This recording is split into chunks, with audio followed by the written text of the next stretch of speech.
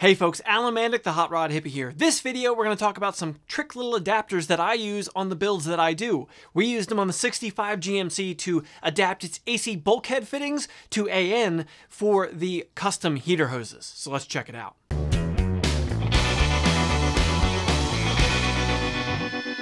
Overall, the 65 GMC has a lot going on as far as custom plumbing is concerned. It's one of the details that I really like to put into a build.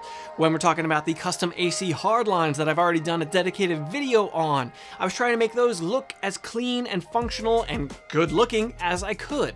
As well, the flexible AC lines that I've also done a dedicated video about are mounted to an AC bulkhead fitting on the firewall of the truck. So we are already locked into a few situations here where I need things to look clean, to fit with the other fittings and combinations that I have going on the truck.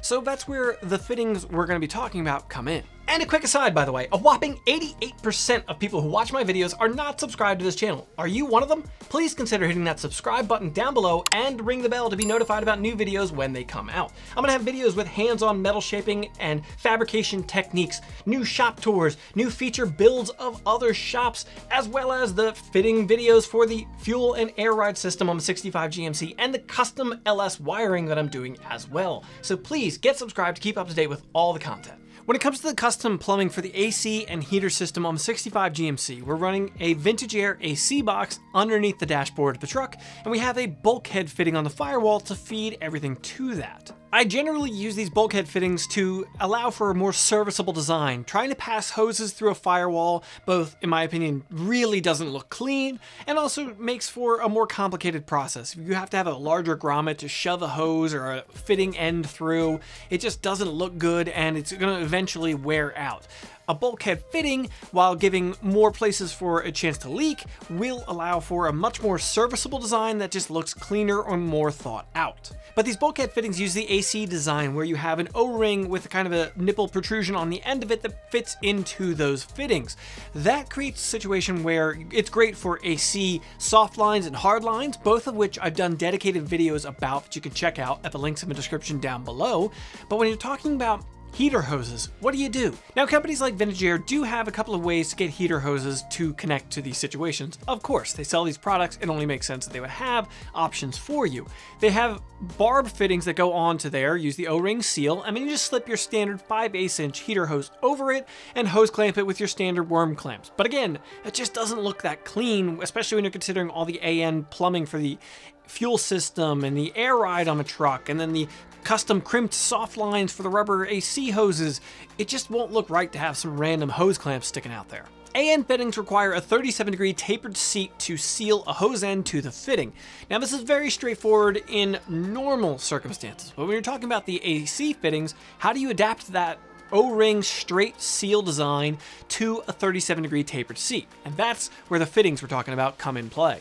The adapter fittings that I'm using on this project are from a company called AeroFlow Performance. They have a tapered 37-degree seat on the one side for your AN hose end, and on the other side they have the O-ring and straight little spud that the bulkhead for the AC fitting requires. The threading is even more straightforward. A number 10 AC fitting and a -10 AN fitting actually use the same thread pitch. So once the seal type is converted, you just install the hose end fitting onto there and you are done. This could be useful for more than just your heater hose application on your air conditioning setup. It could also be useful for things like your fuel system, your oil cooler lines, your vacuum system. All kinds of applications could use this setup with these better looking bulkheads than are generally available for your standard AN fitting setups. Maybe you're building a race car with a really clean underhood aesthetic. You want it to still turn heads at a show, but you're not going to have even a heater box in the thing. You could still use these on a fender well or something to pass your fuel lines through and get back to your fuel tank and just have a really clean, serviceable design that looks good on the build. Now you're probably saying, well, yeah, but I'm not running -10 fuel lines all the way to my engine.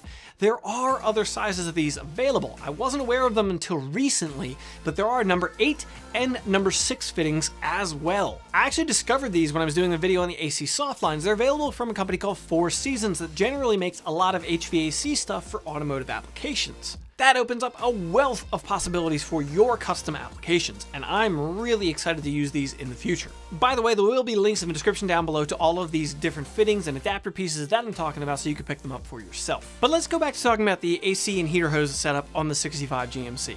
Now we converted the bulkhead fitting that we have on the firewall to accept the AN fittings we need for our heater hoses. We're using -10 sized fittings and hoses. -10 works out to be 5/8 of an inch, as each number within the AN system works out to 1/16 of an inch. When I'm producing AN hoses, I pick one end to start from, and on the 65, I started from the engine side because it was a little more difficult to access, so I felt the more difficult area would be better to start with. That way I have more access for the end of what it is that I'm doing. On this project, we have an LS-based engine, a 6-liter engine out of a 2500 HD pickup truck, and I actually did a dedicated video on how I adapted the water pump for that to use AN fittings previously. I installed a Red Horse Performance hose end onto the black nylon weaved hose that we have that has a really nice clean look to it that doesn't have that stainless steel thing going on, and it really wasn't going to fit anywhere else on the build.